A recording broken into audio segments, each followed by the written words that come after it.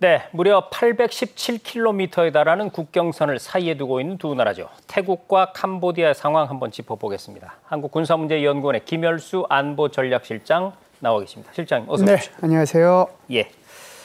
자, 태국과 캄보디아가 나흘간의 교전 끝에 전격적인 휴전에 합의를 했습니다. 실장님, 언제 어떻게 무력 충돌이 시작됐고 또 휴전은 어떤 조건으로 합의가 됐는지요? 사실상 지난 5월 달부터 국경선에서 이제 충돌이 조금씩 있긴 있었어요. 그러다가 이제 7월 초순 중순에 들어서면서 사실상 이 캄보디아 군들이 매설해 놓은 지뢰에 이 태국 군들이 이제 희생이 좀 생겼죠. 네. 그러다가 이제 7월 24일 날 이 캄보디아군이 BM-21이라고 하는 구소련제 로켓을 이제 발사하게 되고 여기에 대한 대응으로 이 태국에서는 F-16 6대가 이제 떠가지고 폭격을 하게 됐거든요. 그로부터 이제 24, 25, 26, 27 한 나흘 동안 아주 인텐시브하게 서로 교전을 주고받았죠. 이를 통해 가지고 태국군도 희생이 되고 그리고 이제 이 캄보디아군도 희생이 됐습니다. 그 희생된 인원이지만 부상당한 인원도 굉장히 많았고요. 그 인원만 하더라도 130여 명이 부상당했고 피난민들이 무려 16만 명 정도 피난을 갔으니까 사실상 국경선 일대에 있는 양 국가 간에 가까이 있었던 그 주들의 대부분의 그 민간인들은 피난 행렬을 떠났다 이렇게 볼 수가 있습니다. 그런데 이제 여기에 트럼프 대통령이 이제 관세를 압박을 하면서 적극 이제 휴전하라고 얘기를 했거든요. 네. 지금 현재 아세안이라고 하는 동남아 국가 연합이죠. 아세안 국가의 의장국이 누구냐면 말레이시아입니다. 네. 그 말레이시아 총리의 주재로 태국 총리하고 태국 총리 직무대행이죠. 직무대행하고 지금 캄보디아 총리를 불러가지고 중재해가지고 이 휴전에 동의를 했는데 적극적이고 무조건적으로 그러니까 이것이 오늘 새벽입니다. 말레이시아 시간으로 29일 00시 이제 자정부로 지금 휴전이 발효가 됐다 이렇게 볼 수 있습니다. 그렇습니다. 이 도널드 트럼프 미국 대통령이요. 관세를 마치 전가의 보도처럼 마구 휘두르면서 전 세계 각국이 좀 이 중압감을 굉장히 많이 느끼고 있었는데 이럴 때는 또 이 관세를 굉장히 유용하게 활용을 합니다. 자, 그런데 말씀을 듣다 보니까 의아한 점이 하나 있어요. 이 태국과 캄보디아가요. 사실 어떤 나라를 무시하고 이러는 게 아니라 인구라든지 또 GDP 같은 경제력이라든지 이게 체급이 차이가 꽤 나거든요. 그런데 이 캄보디아가 오히려 그 체급이 더 높은 태국을 적극적으로 공격을 했단 말이죠.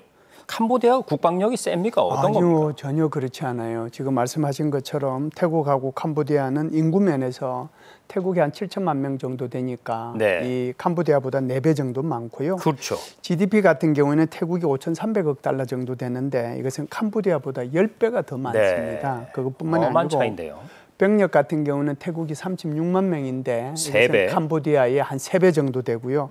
국방 예산 같은 경우에는 태국이 257억 달러인데 이것은 캄보디아의 20배가 넘어요. 이 정도인데 태국 같은 경우는 이제 이런 국방비를 바탕으로 해서 비교적 F-16을 포함한 첨단 무기 체계들로 가지고 있거든요. 그런데 캄보디아는 아주 구소련의 구형 그런 무기들만 가지고 있어서 어떻게 보면은 전쟁을 이제 정상적으로 전쟁을 한다면은 전쟁 자체가 성립이 안 될 정도로 그런 국력의 차이와 국방력의 차이가 있다 이렇게 볼 수 있습니다. 자, 방금 설명해 주신 거를 보면 격차가 이렇게 크게 난단 말이죠. 그럼에도 불구하고 캄보디아가 태국과 이 전쟁을 불사한 충돌에 나서는 이유, 참 두 나라는 사이가 왜 이렇게 안 좋은 겁니까? 크게 보면은 이제 두 가지로 말씀을 드릴 수 있는데요. 아주 이제 오래된 이제 원한이 하나 있을 거고 가까운 원한이 하나 있을 텐데 구원을 먼저 말씀을 드리면은 아마 우리나라에 시청하시는 분들 중에서도 많은 분들이 캄보디아의 거기 시엠납에 가가지고 구경을 하신 분들이 많이 있을 텐데 사실상 khmer 제국은 거의 어떻게 보면은 9세기부터 16세기까지 거의 7세기 동안을 인도 차이나 반도를 다 지배했던 그런 왕국이었거든요. 그런 왕국을 누가 그러면은 공격을 해서 다 없앴느냐 하면은 결국은 아유타야라고 하는 지금 태국의 전 왕조죠. 그 네. 왕조가 이제 했으니까 그런 구원이 옛날부터 있었다 이렇게 이제 말씀을 드리고 최근에는 결국은 이제 캄보디아의 그 역사하고 직접적으로 관련이 되는데 우리가 인도 차이나 반도라고 하면은 서방의 세계에서 보면은 인도하고 중국만 보이지 중간에 있는 건 안 보이거든요. 네. 그래서 중간에 있는 것을 그냥 인도 차이나 반도라고 얘기를 합니다. 영국은 인도를 먹고 이쪽에 미얀마까지 들어왔고요. 그다음에 프랑스는 오른쪽에 베트남, 캄보디아, 라오스를 그렇죠. 먹었거든요. 그러면 그 사이에 태국이 하나 있어요. 네. 그래서 태국은 중립지대로 남겨두자라고 하는 것이 영국과 프랑스의 큰 그림이었어요. 네. 그래서 그거를 이제 인도와 차이나 사이에 있는 반도기 때문에 인도 차이나 반도라고 얘기했단 말이죠. 그런데 이제 프랑스가 결국은 캄보디아, 라오스, 베트남을 이제 장악한 그런 식민국이었잖아요. 네. 그러다 보니까 이제 여기에 태국에 대해서도 이제 간섭을 하고 그러니까 태국은 야, 그러면 우리 독립을 시켜주라. 그러면 네. 내 많은 영토를 양보해 주겠다라고 얘기를 해요. 그런데 그때 당시에 영토를 어느 정도 프랑스한테 양보해 주냐면은 지금 한반도 2배 크기로 영토를 양보해 줍니다. 네. 그것이 이제 일부는 라오스의 영토가 되었고 일부는 캄보디아의 영토가 네. 되었어요. 그런데 이제 프랑스가 그때 당시에 이 문제를 좀 해결을 제대로 해야 되겠다 싶어서 1907년도에 프랑스하고 그때 당시에 태국이죠. 샴이라고 하는 그 정권하고 협정을 체결을 합니다. 네. 그러면은 국경선을 만들자. 국경선을 만드는데 그 국경선을 당렉 산맥이라고 있어요. 네. 그게 이제 대충 800km의 지금은 이제 그 국경선이지만 거기 일부를 형성하고 있는 아주 뚜렷한 국경선이 될 수 있는 건데 그걸 중심으로 해서 그러면은 만들자고 그랬어요. 보통 그럴 때 이제 산맥이나 강을 중심으로 국경을 나누죠. 정확하죠. 네. 주로 이제 산맥이나 그걸 강을 중심으로 해서 만드는데 지도를 제작은 누가 해요? 프랑스가 결국은 그렇죠. 하잖아요. 네. 그러면서 당렉 산맥보다는 조금 아하. 오히려 캄보디아와 라오스한테 유리하게 이걸 지도를 작성을 하게 되거든요. 네. 이것이 지도 작성된 그 현재의 지도하고 과거에 이 샴 제국이라고 하는 나라와 프랑스가 합의했던 그런 당렉 산맥을 중심으로 한 협정하고 차이가 있을 거 아니에요. 네. 그 차이 때문에 계속해서 분쟁이 일어날 수밖에 없다. 그렇습니다. 이렇게 보죠. 참 우연히도 여러 가지가 악화되는 상황이 계속됐다는 것인데 그러면은요. 이 태국은 국경선이 잘못됐다. 그렇죠. 이걸 언제 깨닫고 또 어떻게 대응을 해나가기 시작했습니까? 사실상 국경선이 잘못됐다라고 이제 태국이 깨달은 것은 1934년이에요. 그런데 1934년만 하더라도 프랑스가 식민지로서의 이 캄보디아를 가지고 있었기 때문에 그때는 아무 소리 못했어요. 네. 그런데 프랑스가 이제 캄보디아에 대해서 드디어 철수합니다. 그게 1954년이에요. 네. 1954년도에 이렇게 철수를 하고 나니까 바로 캄보디아가 죄송합니다. 태국이 캄보디아에 있는 뿌레야 비어러라고 하는 이게 네. 신전인데 회교 신전입니다. 사원이죠. 네. 사원이죠. 이것이 이제 앙코르와트만큼이나 유명한 그런 이제 사원이라고 볼 수 있는데 이걸 점령해 버려요. 그러니까 캄보디아가 이제 황당한 거죠. 네. 태국은 태국 입장에서 보면은 당렉 산맥을 중심으로 한 협정에서 이게 내 거다라고 얘기하는 거고 캄보디아 입장에서는 지도에 보면은 이게 그렇죠. 내 거다라고 우리 이제 땅인데. 얘기하는 거죠. 네. 우리 땅이다. 그래서 이제 이 문제를 가지고 결국은 전쟁을 할 것이냐,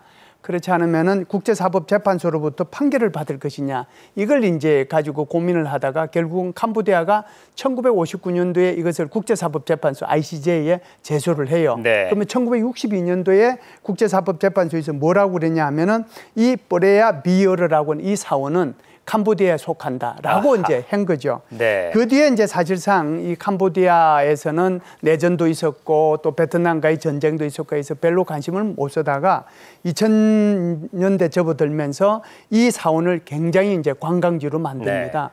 그러다 보니까 태국 입장에서 보면 또 셈이 나잖아요. 그렇죠. 배가 아프죠. 배가 네. 아프죠. 이제 그러다 보니까 거기다가 이제 태국 관광객도 보내가지고 이제 시위도 하고 시위도 하고 그랬었거든요.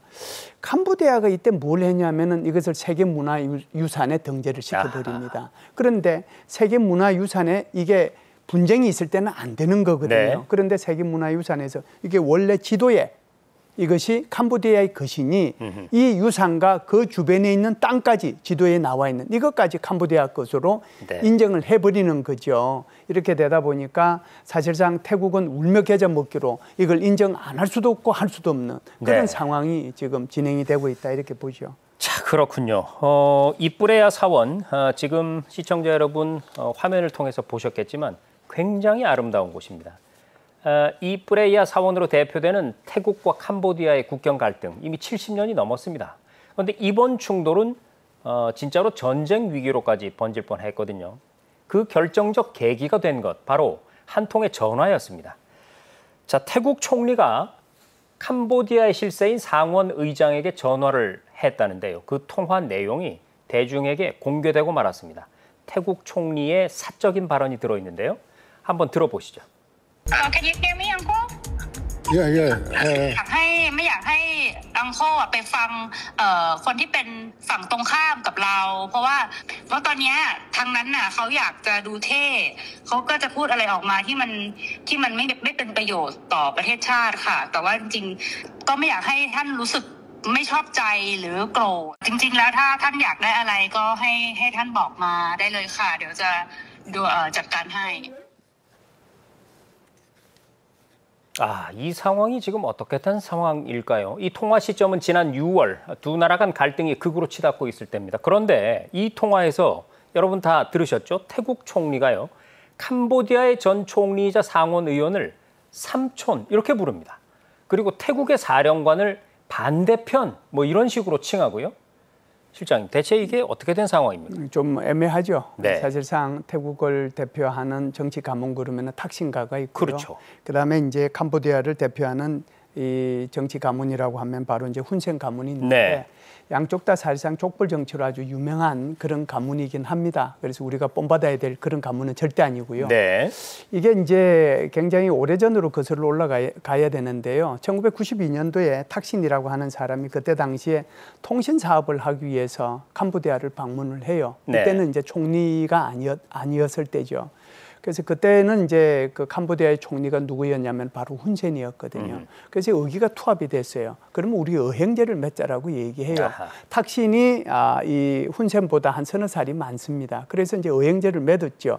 그러다 보니까 지금 현재 총리직이 이제 정지가 된 지금 저기 태국 총리 직무 정지된 이 사람이 탁신의 딸이에요. 네. 이 사람이 이제 딸이다 보니까 그러면은 훈센 이 전 상원의장을 삼촌이라고 불러야 되잖아요. 네. 그러니까 이제 삼촌이 진짜 삼촌은 아닌데 어쨌든 진짜 삼촌은 아닌데 관계니까. 삼촌이라고 네. 이제 불러야 될 그런 형편이었죠. 그런데 이런 문제가 있죠. 5월 달부터 이제 계속해서 국경선에서 계속 갈등이 있다 보니까 이 지금 현재 직무정지된 태국의 이 총리가 이 상원의장한테 전화를 했어요. 전화를 했는데 지금 현재 전선을 지키고 있는 제2군 사령부 그러니까 그 사람이 너무 이제 나대고 이건 이제 태국하고 저기 캄보디아하고 싸울 준비 다 됐다라고 얘기를 하니 이건 이제 본심이 아니다. 아하. 오히려 우리 반대편에 있는 사람들이다. 이렇게 얘기를 해요.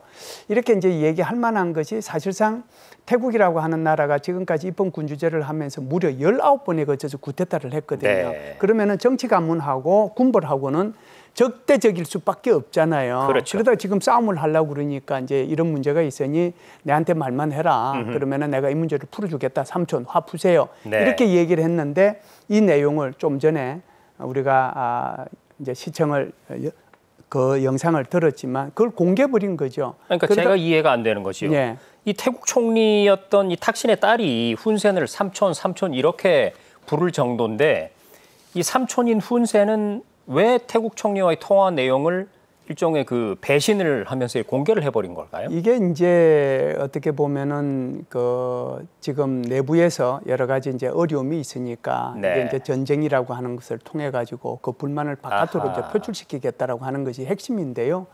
두 가지 문제가 있습니다. 하나는 이게 훈센 총리가 지금 운영하고 있는 것이 카지노 산업이거든요. 카지노 사업을 저기 캄보디아에서 아주 대대적으로 하고 있는데 네. 여기에 대해서 사실상 국경 갈등이 있다 보니까 태국에서 캄보디아로 가는 태국 사람들의 국경을 차단해 버렸어요. 그러다 보니까 이 카지노 산업이 카지노 사업이 어떻게 되겠어요? 굉장히 이제 이게 어려워지게 네. 되죠. 그렇게 되면 이게 결국은 훈센한테 굉장히 정치적으로 부담이 되는 거잖아요. 이런 문제가 하나 있었다라고 하는 거고요.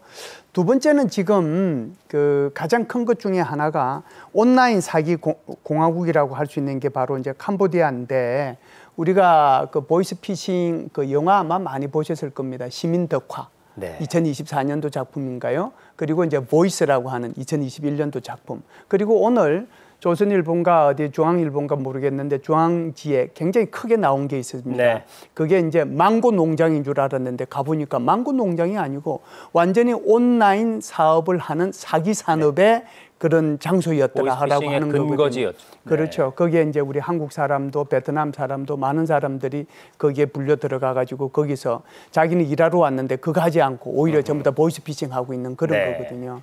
그런데 지금은 이제 미국의 트럼프 대통령이 야, 너 지금 관세 협상하려고 하면은 내한테 뭐 줄 거냐? 캄보디아가 내놓을 게 하나도 없어요. 그러면은 이게 지금 국제적으로 문제가 되고 있으니 그러면은 보이스피싱 하고 있는 사기 사업장 이걸 전부 다 이제 이렇게 감시 감독하고 철거하고 잡아들이고 하겠다. 오늘도 신문에 보니까 한 3,000명 잡아들였더라고요. 그런데 이제 이렇게 하다 보면 이 사업이 사실상 이 캄보디아의 GDP에 어느 정도를 차지하느냐 하는 것이 중요하잖아요. 네. 그게 사업이 얼마 정도 안 되면 아무 문제가 없겠죠. 그게 이제 무려 125억 달러 정도 되는데 이것이 캄보디아 GDP의 반 정도 되는 거랍니다. 사업장만 해도 대형 사업장이 53곳 이상이 있거든요. 네. 그러다 보니까 여기에 이제 불만이 생길 수밖에 없는 거잖아요.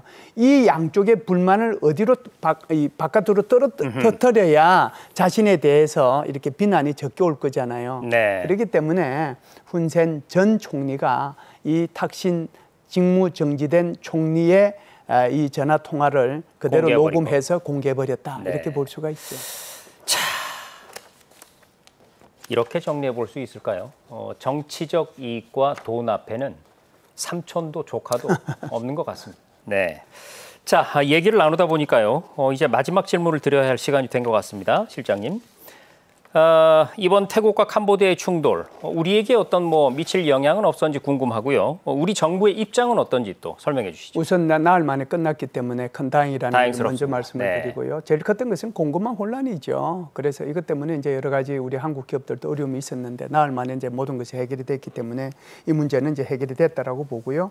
이게 이제 문제가 생겼을 때 우리 외교부 대변인 명의로 나간 게 있어요. 발표한 게 태국 캄보디아 간 발생한 무력 충돌에 대해서 깊은 우려를 표명하며 양국이 긴장을 완화하고 대화를 통해서 사태를 평화적으로 해결하기를 촉구한다. 이 성명을 내면서 지금 현재 캄보디아든 또는 태국이든 여기는 위험하니까 가능하면 여행을 자제했으면 좋겠다라고 하는 특별 여행주의보를 내린 상태니까 아마 시청하시는 국민 여러분들께서도 관심 가지시고 여행을 자제해 주셨으면 좋겠다는 말씀을 드립니다. 네, 잘 알겠습니다. 양국이 극적으로 휴전을 맞았지만 휴전은 말 그대로 휴전입니다.